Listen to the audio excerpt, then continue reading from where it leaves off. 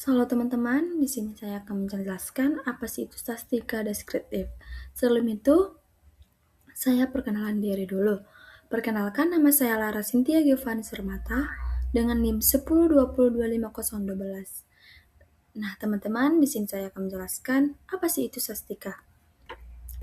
Nah, slide pertama kita akan mengetahui latar belakang dari statistika.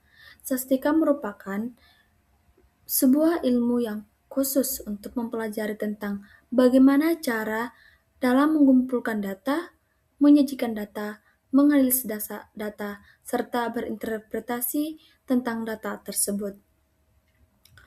Yang sederhananya dikatakan sebagai metode. Metode ini hanya mendeskripsikan kondisi dari data yang sudah Anda miliki dan menyajikannya dalam bentuk tabel diagram grafik dan bentuk lainnya yang disajikan dalam uraian-uraian singkat dan juga terbatas.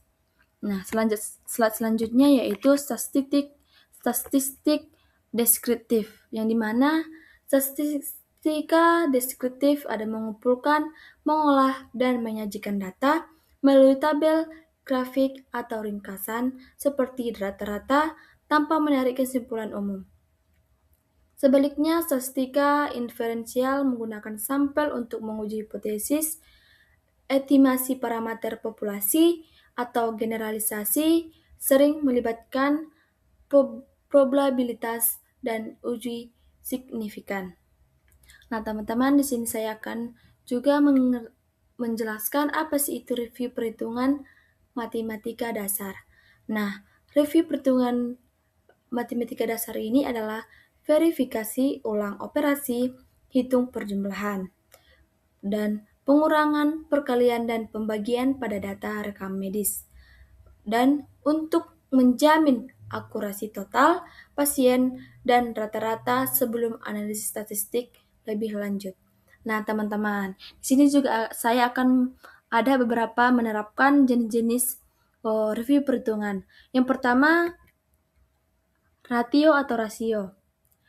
Rasio adalah perbandingan dua angka dari jenis data yang sama, contohnya. Yang pertama, kecepatan mobil 60 km per jam. Rasionya 60:1 atau jarak terhadap waktu. Yang kedua, 2 apel dibanding 3 jeruk atau 2:3, artinya untuk setiap 2 apel adalah 3 jeruk. Yang kedua, rate adalah ukuran kecepatan atau frekuensi terjadinya suatu kejadian per satuan waktu untuk populasi berisiko berbeda dengan rasio yang hanya perbandingan sederhana tanpa dimensi waktu.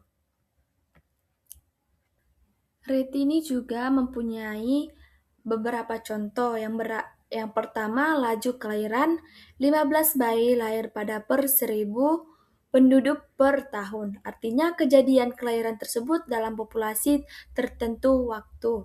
Yang kedua, kecepatan mobil 60 km per jam, yaitu jarak ditempuh per satuan waktu. Yang ketiga adalah average atau rata-rata, yang dimana average ini merupakan nilai tengah atau rata-rata dari sekumpulan data dihitung dengan menjumlahkan semua nilai lalu dibagi jumlah data. Nah, contohnya jika Anda memiliki 5 angka yaitu 5, 6, 7, 8, dan 9. Nah, maka nilai yang tengah atau rata-rata dari kelima angka tersebut yaitu 5 tambah 6 tambah 7 tambah 8 tambah 9 dibagi 5 sama dengan 7. Nah, rata-rata adalah salah satu cara yang paling umum digunakan untuk mengukur data. Dalam banyak kasus, rata-rata dapat memberikan gambaran yang baik tentang data yang ada. Nah, teman-teman, ada juga beberapa contoh dari average ini. Yang pertama, nilai ujian, yaitu 80 tambah 90 tambah 70 dibagi 3 sama dengan 80. Artinya, rata-rata kelas adalah 80. Yang kedua, pengeluaran bulanan, yaitu 1 juta tambah 900.000 tambah 1,2 juta dibagi 3 sama dengan 1,033 juta. Yang ketiga, berat timbangan yaitu 60 kg, 65 kg, 55 kg. Dibagi 5 sama dengan 60 kg. Nah, teman-teman, di sini juga ada beberapa jenis average. Yang pertama mean atau rata-rata. Nah, rata-rata juga memiliki arti yang dimana artinya nilai tengah keseluruhan data yang dapat dengan menjumlahkan semua nilai data lalu dibagi dengan jumlah data itu sendiri. Nah, teman-teman, ada juga beberapa kegunaan mean, yaitu yang pertama dihitung dengan menjumlahkan semua nilai rata dan membagikannya dengan jumlah data. Yang kedua, memberikan gambaran umum tentang nilai tengah data. Yang kedua, peka terhadap nilai ekstrim atau outlier. Misalnya, nilai ulangan matematika, yang dimana nilai ulangan matematikanya 2, 2, 5, 6, 7, 8. Maka kita jumlahkan semua nilai 2 tambah 2 tambah 5 tambah 6 tambah 7 tambah 8 sama dengan 30. Nah, di sini juga kita langsung membagikan jumlah tersebut dengan jumlah 6, di mana 30 dibagi 6 sama dengan 5. Nah, jadi rata-rata semua nilai ulangan matematika adalah 5. Jenis yang kedua, median atau nilai tengah, yang dimana nilai tengah didapat dengan mengurutkan data terkecil yang ke terbesar. Nah, kemudian mencari nilai yang berada di tengah, dan ada beberapa kegunaan median ini, yaitu 1. Dicari dengan mengurutkan data terkecil ke terbesar dan memilih nilai tengah. Nah, yang kedua, tidak terpengaruh oleh nilai ekstrim. Yang kedua, representasi yang lebih baik dan nilai tengah data jika terdapat outlier. Misalnya, tinggi badan keluargamu yaitu 150 cm, 165 cm, 170 cm, 150 cm, 160 cm, 180 cm. Nah, di sini kita mengurutkan datanya tersebut 150 cm, 150 cm, 160 cm, 165 cm, 170 cm, 180 cm. Nah, nilai tengahnya adalah 150 cm atau nilai ketiga dari keenam data. Slide selanjutnya yaitu yang ketiga, modus atau nilai terbanyak. Yang dimana nilai terbanyak ini adalah nilai yang paling sering muncul dalam kumpulan data, dan modus ini juga memiliki kegunaan. Atau yang pertama, nilai yang paling sering muncul dalam data. Yang kedua, memberikan gambaran nilai yang paling umum dalam data. Yang ketiga, tidak selalu unik, terutama pada data yang distribusi datar. Misalnya, ukuran sepatu yang terjual di toko 67477 6465. Nah, ukuran 4 muncul 2 kali, ukuran 5 muncul 1 kali, ukuran 6 muncul 3 kali, ukuran 8 muncul 1 kali. Nah, teman-teman, nilai 6 dan 7 sama-sama muncul 3 kali, sehingga kita memiliki 2 modus, atau disebut juga bimodal. Nah, teman-teman, di sini saya juga akan menjelaskan penerapan statistika deskriptif dalam tenaga kesehatan. Nah, teman-teman, kegunaan dalam tenaga kesehatan ini yaitu statistika deskriptif dapat menganalisis yang mempelajari gambaran umum suatu data tanpa melakukan inferensi ke populasi lebih besar. Statistika deskriptif diterapkan pada data kesehatan agar masyarakat dapat memahami informasi kesehatan dengan baik. Manfaat dalam tenaga kesehatan yaitu yang pertama, ringkasan data pasien dari rekam medis. Yang kedua, identifikasi tren dan pola penyakit. Nah, teman-teman, sini juga saya akan memaparkan ada beberapa studi kasus yang saya ambil. Yang pertama yaitu data nilai 10 mahasiswa, yang dimana data tersebut yaitu 70, 75, 80, 85, 90, 75, 85, 95, 100. Nah, pertanyaannya, berapakah rata-rata mean dari data tersebut?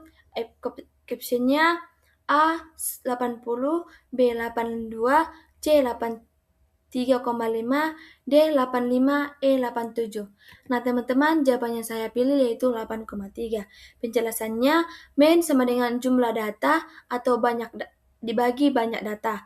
Nah, jumlah data tersebut 835 dibagi 10 sama dengan 8,5. Dari mana dapat 835 ini? Kita menjumlahkan seluruh data pasien tersebut, data mahasiswa tersebut. Nah, yang kedua, seorang mahasiswa kesehatan masyarakat sedang melakukan penelitian kebiasaan konsumsi minum manis di kalangan teman sekelasnya. Ia mencatat jumlah konsumsi minuman manis atau dalam gelas per hari. Dari 20 menu diperoleh data sebagai berikut. Datanya 2,345346543, 2345632556. Pertanyaannya, berapakah nilai min dari data tersebut? A 3,5, B 3,8, C 4,0, D 4,2, E 4,5.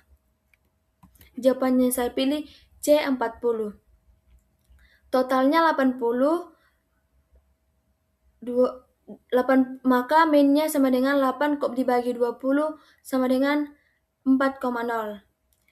Yang soal yang ketiga, seorang perawat di sebuah rumah sakit ingin mengetahui lama rawat inap pasien untuk mengevaluasi efisiensi pelayanan. Ia mencatat data lama rawat per hari dari 11 pasien sebagai berikut. 3, 4, 5, 6, 3, 4, 5, 6, 7, 4, 5. Berapakah nilai median dari data tersebut? A 4, B 4,5, C 5, D 5,5, E 6. Jawaban yang saya ambil adalah C 5. Pembahasannya ya, urutkan seluruh data median ke posisi ke-6 sampai ke-5.